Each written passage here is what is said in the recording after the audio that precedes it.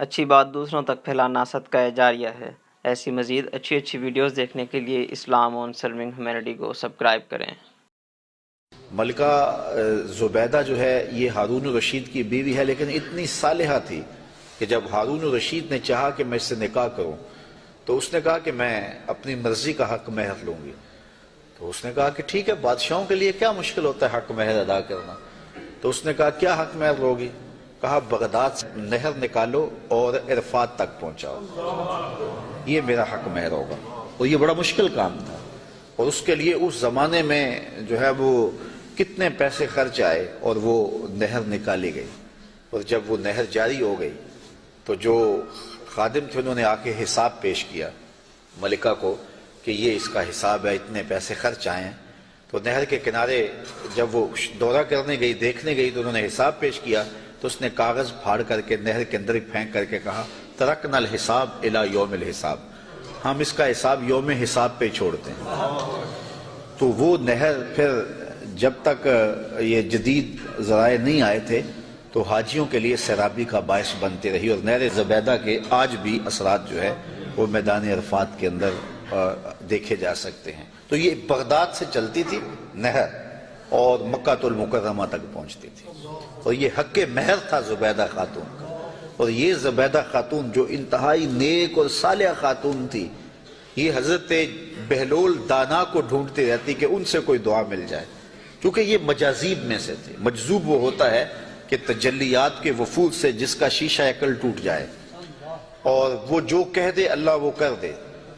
فرمایا صحیح حدیث میں ہے رب اشعث اخبر مدفوع بالابواب لو اقسم علی اللہ لابر، بہت سارے لوگ ان کے کپڑے پھٹے ہوئے، حالات پرا گندہ، بال بکھرے ہوئے، لیکن فرمایا انہیں کہیں چھیڑ نہ بیٹھنا، اللہ کے نام پہ وہ قسم ڈال دیں تو اللہ فوری پوری کر دیتا ہے۔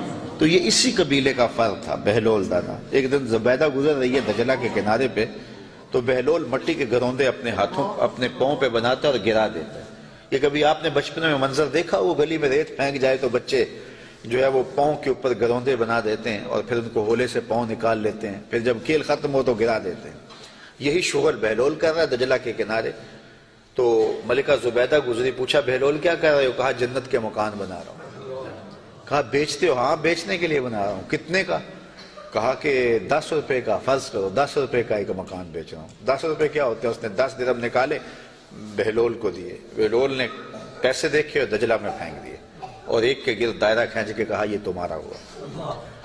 پیچھے سے بادشاہ گزرا تو اس نے بہلول کو دیکھا ایسی شغل میں لگا ہوا ہے، پوچھا کیا کر رہے ہو؟ کہا جنت کے مال بنا رہا ہوں۔ تو کہا بیچتے ہو؟ کہا ہاں بیچتا ہوں۔ کتنے کا؟ 10 روپے کا۔ بادشاہ مسکرا کے گزر گیا، دیوانہ ہے، موج میں لگا ہوا ہے۔ اچھا خیر، جب رات پڑی بادشاہ سویا، کیا دیکھتا ہے جنت میں ایک خوبصورت محل ہے کہ اس نے کبھی ایسا محل دیکھا ہی نہیں تھا۔ شوق ہوا کہ اس کو اندر دیکھو، کیونکہ وہ بادشاہوں کی خواہش ہوتی ہے۔ تو جب آگے بڑھا تو لکھا تھا ملکہ زبیدہ، اشتیاق اور بڑھا۔ تو پھر آگے بڑھنے لگا، دربان نے روک دیا، کہا یہ میری بیوی کا ہے۔ کہا دنیا کے ضابطے اور ہیں، آخرت کے ضابطے اور ہیں، اجازت کے بغیر نہیں جا سکتے۔ اتنے میں آنکھ کھل گئی، بادشاہ بے چین ہو گیا کہ کون سا اس نے نیک عمل کیا ہے کہ جنت میں اس کے نام کا محل دیکھا ہے۔ تو اس نے ملکہ کو بیدار کیا اور کہا کہ کیا ماجرا ہے کہ میں نے یہ خواب دیکھا؟ اس نے کہا میں نے تو کوئی خاص عمل نہیں کیا، وہی معمول کی عبادتیں ہیں، وہی نیکیاں ہیں۔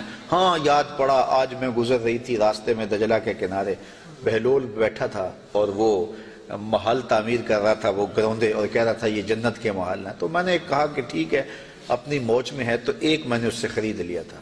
بادشاہ سر پکڑ کے بیٹھ گیا، وہ تو مجھے بھی کہتا تھا، اور میں دیوانے کی بھیڑ سمجھا اور آگے گزر گیا۔ اگلے دن بادشاہ قصدن گزرا، ہارون الرشید قصدن گزرا، اور دل میں تھا کہ آج بہلول اسی شغل میں دوبارہ مل جائے تو کیا اچھا ہو۔ اگلے دن دیکھا تو بہلول وہاں بیٹھا ہوا ہے اور وہی کام کر رہا ہے۔ بادشاہ خوش ہوا، کہا بہلول کیا کر رہے ہو؟ اب دل دھڑک رہا تھا کہ جواب کل جیسا ملے۔ کہا جنت کے محل بنا رہا ہوں۔ بادشاہ کے دل کو تسلی ہوئی، کہا بیچتے ہو؟ کہا ہاں بیچنے کے لیے بنا رہا ہوں۔ کہا کتنے کا؟ کہا آدھی حکومت لگے گی۔ کہا کل تو 10 روپے کا کہتے ہو۔ کہا ہاں کوئی اور آئے تو اس کے لیے 10 روپے کا۔ کہا تو میرے لیے اتنا مہنگا کیوں؟ کہا تم دیکھ کے جو آئے ہو۔ تو بات یہ ہے کہ یہ سعدی نے کہا تھا، سعدیہ نزدیک رائے عاشقاں خلق مجنو نندو مجنو عاقل است۔